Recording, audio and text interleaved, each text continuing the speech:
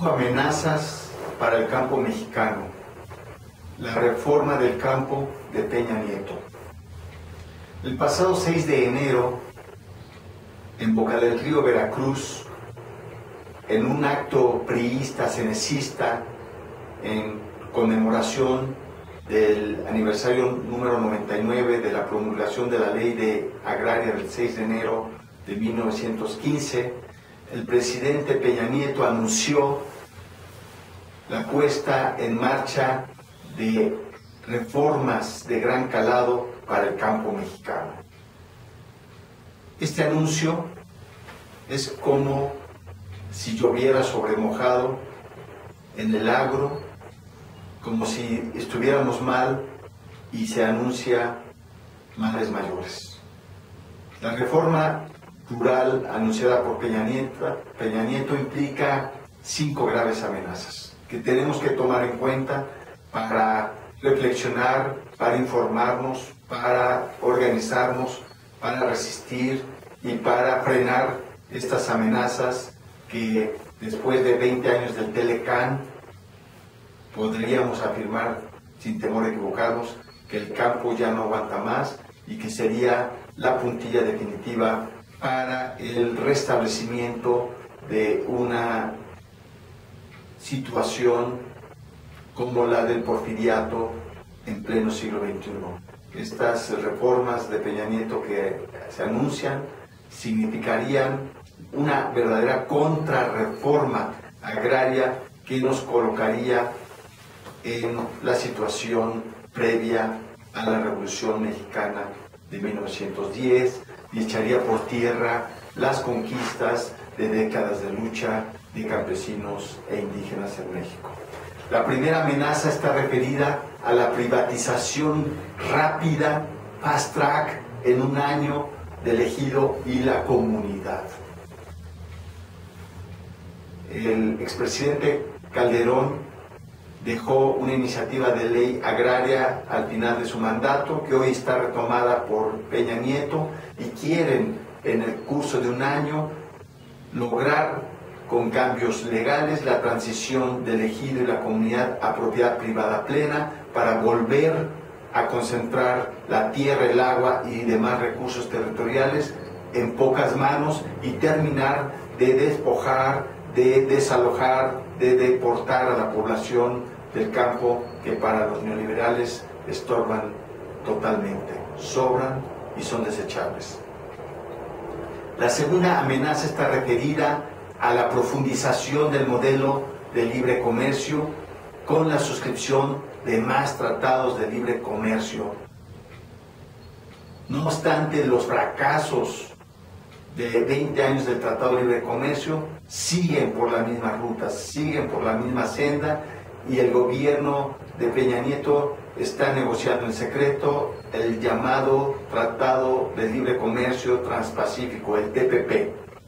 Este TPP significará más importaciones, más desorden en los mercados, más privilegios para las corporaciones, más protección a la propiedad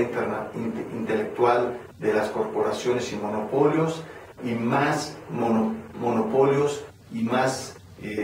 control de nuestra economía por unas cuantas empresas transnacionales. La tercera amenaza de la reforma rural anunciada por Peña Nieto es la profundización del modelo de agricultura industrial. Es la etapa transgénica de la Revolución Verde. Este modelo, que ha resultado un fracaso en los últimos 50 años para la producción de alimentos, para la conservación del agua, del suelo, del medio ambiente, y para la producción de alimentos sanos e inocuos, y para una justa distribución del ingreso, se quiere retomar, no obstante su fracaso, su agotamiento, en una etapa que estaría caracterizada por más insumos químicos producidos por transnacionales y principalmente por la autorización de la siembra de maíz transgénico y la modificación de la ley de bioenergía para permitir la utilización de maíz para la elaboración de etanol, profundizando con esto el desabasto, la elevación de precios y las importaciones.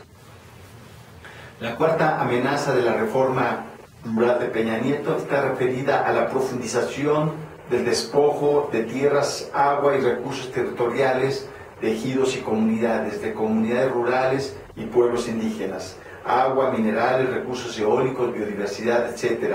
Este despojo es un complemento a la reforma energética en la que se establece, entre otras cosas lesivas para el país y las comunidades, que los concesionarios mineros pueden y tienen derecho a hacer exploración, perforación y explotación de petróleo y gas,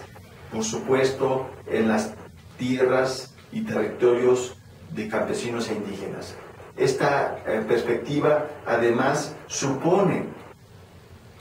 la utilización de técnicas lesivas ambientalmente y altamente dañinas, como la fractura hidráulica, el llamado fracking, que significa procedimientos altamente depredadores de agua